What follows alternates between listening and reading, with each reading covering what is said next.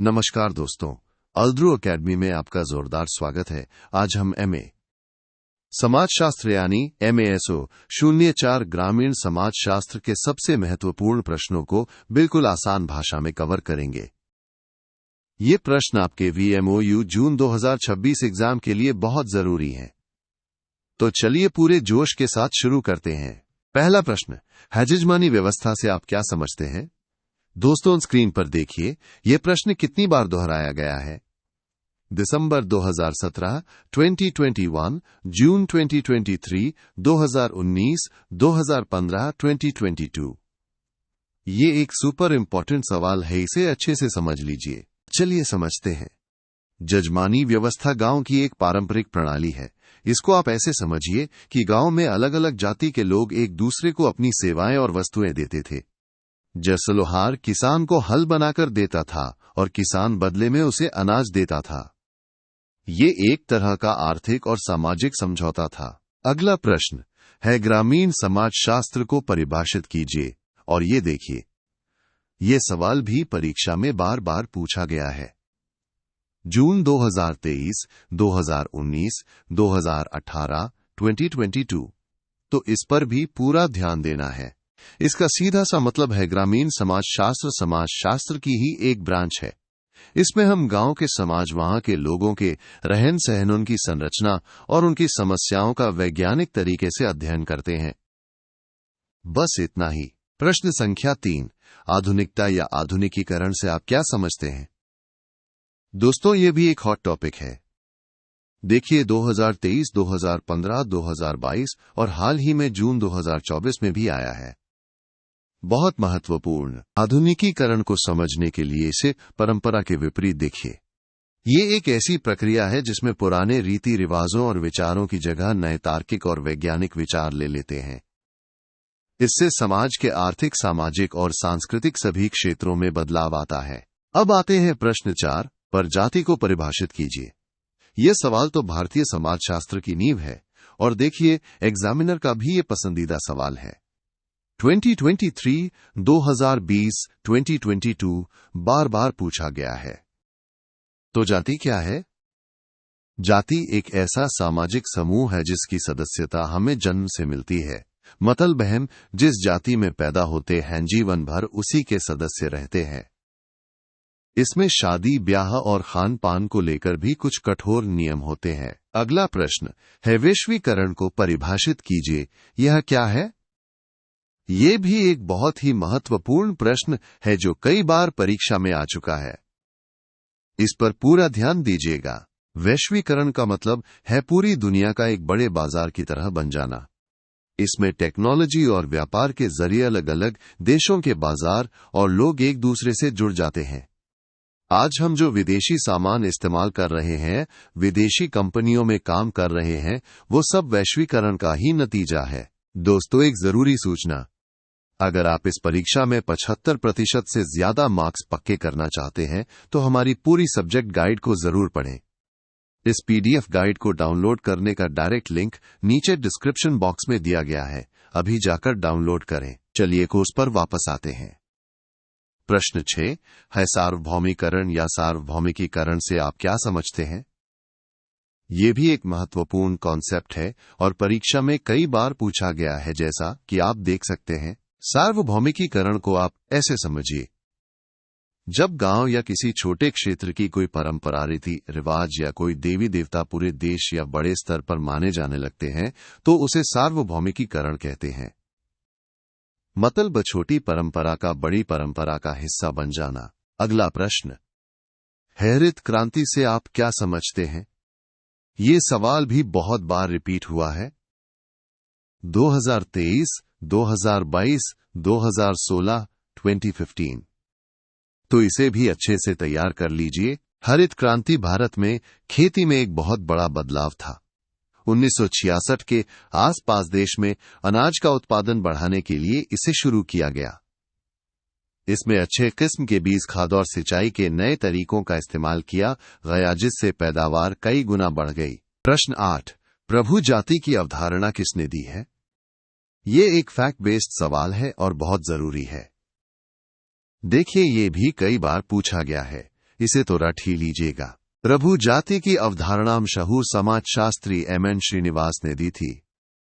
उन्होंने गांव में ये समझाने के लिए इसका इस्तेमाल किया कि कौन सी जाति राजनीतिक और आर्थिक रूप से सबसे ज्यादा शक्तिशाली और प्रभावशाली है। अगला प्रश्न, भारत के किन्हीं 2 प्रमुख किसान आंदोलनों के नाम लिखिए। ये भी एक महत्वपूर्ण ऐतिहासिक प्रश्न है जो समाजशास्त्र में पूछा जाता है और ये भी रिपीट हो चुका है। भारत में कई किसान आंदोलन हुए हैं, लेकिन 2 प्रमुख नाम हैते भागा आंदोलन और तेलंगाना आंदोलन। आपको बस इन 2 नामों को याद रखना है, आपको पूरे नंबर मिलेंगे। प्रश्न 10, religion and society among the Coorg of south India नामक पुस्तक किसने लिखी है? किताबों और उनके लेखकों से जुड़े सवाल भी आते हैं और ये वाला तो बहुत ही खास है। ये प्रसिद्ध पुस्तक भी एमएन श्रीनिवास ने ही लिखी है। याद रखिए, एमएन श्रीनिवास भारतीय ग्रामीण समाजशास्त्र के बहुत बड़े विद्वान हैं, इसलिए उनसे जुड़े सवाल अक्सर आते हैं। अगला सवाल है, भूमिहीन मजदूर को परिभाषित कीजिए। ये भी एक महत्वपूर्ण प्रश्न है जो हाल ही में जून 2024 की परीक्षा में भी आया है, तो ध्यान से सुनिए। भूमिहीन मजदूर, जैसा कि नाम से ही पता चल रहा है, वे लोग होते हैं जिनके पास अपनी कोई खेती की जमीन नहीं होती। वे अपनी रोजी रोटी के लिए दूसरों के खेतों में मजदूरी करते हैं। ग्रामीण समाज में ये एक बहुत बड़ा वर्ग है। प्रश्न 12, अभिजन की अवधारणा को परिभाषित कीजिए। ये भी एक इम्पॉर्टेंट क्वेश्चन है जो परीक्षा में कई बार पूछा जा चुका है। चलिए इसे समझते हैं। अभिजन यानी एलीट। इसका सीधा सा मतलब है समाज के वो गिने चुने लोग जिनके पास सबसे ज्यादा शक्ति, पैसा या प्रभाव होता है। ये लोग अपने क्षेत्र में सबसे ऊपर होते हैं और समाज के फैसलों को प्रभावित करते हैं। अगला प्रश्न है, सामुदायिक विकास कार्यक्रम या योजना क्या है? यह प्रश्न भी परीक्षा में बार बार आता है। ये भारत के ग्रामीण विकास से जुड़ा एक महत्वपूर्ण टॉपिक है। सामुदायिक विकास कार्यक्रम आजादी के बाद भारत सरकार द्वारा शुरू की गई एक बड़ी योजना थी। इसका मुख्य उद्देश्य था गांव के लोगों की भागीदारी से उनका सर्वांगीण विकास करना, जैसे खेती, स्वास्थ्य, शिक्षा आदि में सुधार लाना। अब आते हैं प्रश्न 14 पर, संस्कृतिकरण को परिभाषित कीजिए। दोस्तों, ये एक और सुपर डुपर इंपॉर्टेंट सवाल है। एमएन श्रीनिवास का ये कॉन्सेप्ट परीक्षा में जरूर आता है। देखिए कितनी बार रिपीट हुआ है। संस्कृतिकरण वह प्रक्रिया है जिसमें कोई निचली मानी जाने वाली जाति समाज में अपनी स्थिति को ऊंचा उठाने के लिए किसी ऊंची जाति के रीति रिवाजों, पहनावे और जीवन शैली को अपनाना शुरू कर देती है। यह सामाजिक गतिशीलता की एक प्रक्रिया है। प्रश्न 15, लघु समुदाय को परिभाषित कीजिए। यह कॉन्सेप्ट भी ग्रामीण समाज को समझने के लिए बहुत जरूरी है और परीक्षा में पूछा भी जाता है, तो चलिए इसे समझते हैं। लघु समुदाय, जैसा कि नाम से ही स्पष्ट है, ये एक छोटा समुदाय होता है। इसकी कुछ खास विशेषताएं होती हैं, जैसे छोटा आकार, आत्मनिर्भरता और लोगों में आपस में गहरी जान पहचान। एक पारंपरिक गांव इसका सबसे अच्छा उदाहरण है। दोस्तों, एक छोटी सी जानकारी और, सिर्फ MASO 04 ही नहीं बल्कि आपके बाकी सभी विषयों जैसे MASO 01, 02, 03 और अन्य सभी के प्रीमियम गाइड्स भी उपलब्ध हैं। इन सभी को डाउनलोड करने का लिंक भी आपको नीचे डिस्क्रिप्शन बॉक्स में मिल जाएगा। चलिए आगे बढ़ते हैं। प्रश्न 16, गांव या ग्रामीण समुदाय को परिभाषित कीजिए। ये एक बहुत ही बेसिक लेकिन महत्वपूर्ण सवाल है जो परीक्षा में आता रहता है। गांव घरों का एक समूह होता है जिसकी एक तय सीमा होती है। यहाँ के ज्यादातर लोगों का मुख्य काम खेती बाड़ी होता है। गांव की अपनी एक अलग पहचान और सामाजिक व्यवस्था होती है। यहाँ लोगों में आपस में करीबी रिश्ते होते हैं। अगला प्रश्न है, धर्म को परिभाषित कीजिए। ये क्या है? ये सवाल भी जून 2023, 2022 और 2024 में पूछा गया है, तो ये भी एक ट्रेंडिंग टॉपिक है। धर्म का शाब्दिक अर्थ है धारण करना। ये मनुष्य को किसी अलौकिक शक्ति या ईश्वर से जोड़ता है। भारतीय ग्रामीण जीवन में धर्म लोगों के विश्वासों और उनके रोजमर्रा के कामों का एक बहुत ही महत्वपूर्ण हिस्सा है। प्रश्न 18, इंडियाज चेंजिंग विलेज नामक पुस्तक किसने लिखी है? एक और किताब पर आधारित प्रश्न। चलिए देखते हैं इसका जवाब क्या है। यह किताब India's changing village professor SC Dubey ने लिखी है। उन्होंने इस किताब में भारत के बदलते हुए गांवों और वहां के शक्तिशाली लोगों यानी अभिजन की चर्चा की है। अब हम अपने आखिरी कुछ सवालों पर हैं। प्रश्न 19, नातेदारी के प्रकार लिखिए। ये भी एक महत्वपूर्ण और सीधा सवाल है जो कई बार पूछा गया है। नातेदारी के मुख्य रूप से दो प्रकार होते हैं। पहला रक्त संबंधी नातेदारी जो खून के रिश्ते पर आधारित होती है, जैसे माता पिता और बच्चे, और दूसरा विवाह संबंधी नातेदारी जो शादी के बाद बनती है, जैसे पति पत्नी। और हमारा आज का आखिरी प्रश्न 20 सामाजिक परिवर्तन किसे कहते हैं?